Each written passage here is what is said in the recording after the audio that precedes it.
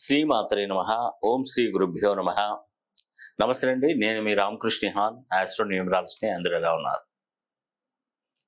మే 10వ తారీఖు అక్షయ తదియ శుక్రవారం రోజున నేను లక్ష్మీ కుబేర హోమాన్ని నేను తలపెట్టబోతున్నాను.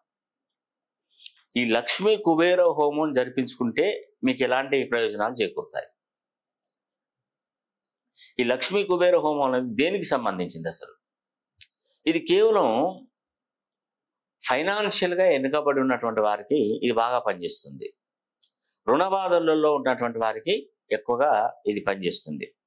తర్వాత డబ్బు ఎప్పుడు కూడా వృధాగా ఖర్చు అయిపోతుంది, అవకాశాలన్నీ చేజారిపోతుంది అనుకున్నటువంటి వారు లక్ష్మీ కుబేర హోమాన్ని జరిపించుకోవాలి. అయితే ఈ కుబేర హోమాన్ని జరిపించడానికంటే ముందు నేను ఏం చేస్తానంటే, సుమారుగా ఒక 10 రోజులు నేను ఈ యొక్క అమ్మవారు కొలువైనటువంటి క్షేత్రము వైష్ణోదేవి ఆలయం జమ్మూ కాశ్మీర్ శ్రీనగర్లో ఉంది. ఈ అమ్మవారు ఆలయం శక్తిపీఠం అండి. ఇది చాలా మహిమగల శక్తిపీఠం. నిజంగా అమ్మవారిని నేను దర్శించుకుంటాను ఆ రోజు. అది నాకు తెలిసి తిరుమల తిరుపతి దేవస్థానము కంటే ఒక మోస్తరుగా పెద్దదే అని అనుకుంటున్నాను. ఎందుకంటే శక్తివంతమైనటువంటి, అంటే దాన్ని వర్ణించలేము, దీన్ని వర్ణించలేము. దేవాలయం దానికి గొప్పే. నిజంగా అక్కడ వెళ్ళి దర్శించుకున్నటువంటి భక్తులకు తప్పకుండా మోక్ష సిద్ధి లభిస్తుంది, ఆర్థిక వ్యవస్థ బలపడుతుంది అని నాకు తెలుసండి. ఆ స్థల పురాణం గొప్పది. అక్కడ నేను పాదం మోపుతాను. నేను చెప్పాను కదా, నేను ఎక్కడైనా పాదం మోపాల్సిందే. అక్కడ ఉన్నటువంటి శక్తులన్నీ పొందవలసిందే. ఎందుకంటే మే 10వ తారీఖున అక్షయ తదిన నాడు లక్ష్మీ కుబేర హోమాన్ని నేను తలపెట్టబోతున్నాను.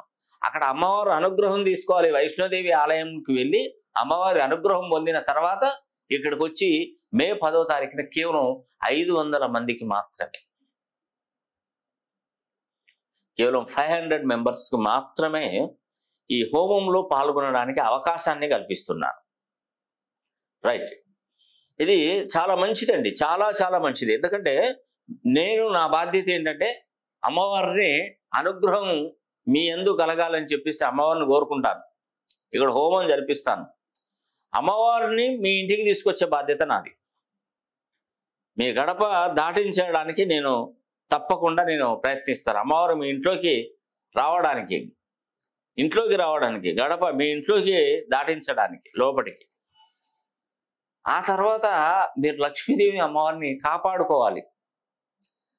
నేను మార్గాన్ని ఇస్తున్నా, మీ ఇంటికే మార్గాన్ని. అమ్మవారు మీ ఇంట్లోకి ప్రవేశించడానికి నేను అన్ని విధాలుగా అమ్మవారిని అనుగ్రహం కోరే నేను మీ దగ్గరికి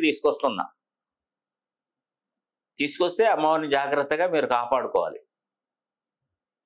ఇప్పుడు మన ఇంటికి ఒక బంధువు చుట్టూ ఎవడో ఇంట్లోకి వచ్చాడు. అప్పుడు 2 రోజులు ఉందాం అనుకుంటే ఇంట్లో బట్టలన్నీ తీసుకొని వచ్చాడు. ఐరన్ కొట్టుకొని మంచి చక్కగా ఈ రోజు 3 రోజులకు బట్టలు సర్దుకొని మంచిగా బ్యాగులో సర్దుకొని వచ్చాడు. నువ్వు ఇంటికి వచ్చిన తర్వాత ఫస్ట్ 10 నిమిషాలు బాగానే మాట్లాడినోడికి ఇప్పుడు మార్నింగ్ నుంచి ఈవినింగ్ వరకు పొద్దున మనం కాఫీ టీయో ఏదో ఇచ్చి టిఫిన్ ఏదో చేసి పెట్టాలి. అది అయిపోయిన తర్వాత మధ్యాహ్నం ఏదో చిన్నగా లైట్గా భోజనం చేస్తాం, ఈవినింగ్ డిన్నర్ చేస్తాం. ఇది మనకున్నంతలో మనం చేయగలుగుతాం, చేసి పెట్టాలి. నువ్వు ఏమి చేయకపోతే ఆ వచ్చినటువంటి అతిథి వాడు మన ఇంట్లో ఉంటాడా? ఉండడు. అరే వీడు ఒక్కటి కనీసం ఒక టీయో ఛాయో ఏదోటి ఇవ్వలేదు, భోజనం ఏదోటి పెట్టలేదు కదా, మంచినీళ్ళు కూడా ఇవ్వలేదు కదా, వీళ్ళు ఇంట్లోనే ఉండకూడదు అని చెప్పేసి వాడు బయటికి వెళ్ళిపోతాడు. ఉండడు. ఎట్లా ఉంటాడు? అదే నువ్వు ప్రతిసారి భోజనం టిఫిన్ మంచి స్నాక్స్ అవి వడ్డిస్తూ తినిపిస్తూ ఉంటే వాడు ఇంకా 4 రోజులు ఎక్కువ ఉండాలని ట్రై చేస్తాడు. చాలా మంచి చూసుకున్నారంటారు.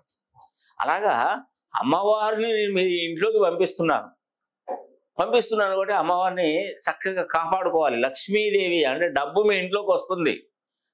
విచ్చలవిడిగా ఖర్చు పెడతాను. అయ్యో నాకు డబ్బులు వచ్చినాయి, నేను కారు కొనుక్కుంటా, నాకు డబ్బులు వచ్చినాయి, నేను జలసాకు పాల్పడతాను, కెసినో ఆడతాను, బెట్టింగ్ కాస్తాను, అనవసరపు ఖర్చులు పెడతాను, తాగుతాను, తింటాను అంటే కుదరదండి. లక్ష్మీదేవి అనుగ్రహం, లక్ష్మీవారి ఇంటికి వచ్చినప్పుడు దాన్ని పొదుపుగా ఖర్చు పెట్టుకోవాలి డబ్బును. ఎస్, పొదుపుగా ఖర్చు పెట్టుకుంటే నీకు మంచి జరుగుతుంది. అందుకే అమ్మవారి అనుగ్రహం పొందడానికి నేను వైష్ణోదేవి ఆలయం వెళ్ళి అమ్మవారిని దీన్ని తీసుకొని వస్తాను. ఇక్కడ తీసుకొని వచ్చి లక్ష్మీ కుబేర హోమాన్ని జరిపించి మీకు తప్పకుండా మేలు జరిగిస్తాను. ఇది కేవలం 500 మెంబర్స్కి నేను ఇస్తున్నాను. ఈ అవకాశాన్ని ప్రతి ఒక్కరు సద్వినియోగం చేసుకోండి. మీరు మా దగ్గరికి రానవసరం లేదు. గోత్రనామాలు పంపిస్తే లక్ష్మీ కుబేర హోమం జరిపించి అమ్మవారి అనుగ్రహం కురిపించే విధంగా ఆ వీడియో కూడా మీకు పంపించబడుతుంది. ఈ అవకాశాన్ని ప్రతి ఒక్కరు సద్వినియోగం చేసుకోవాలని కూడా మనస్ఫూర్తిగా కోరుకుంటూ సెలవు తీసుకుంటున్నాను. సర్వే జనా సుఖినో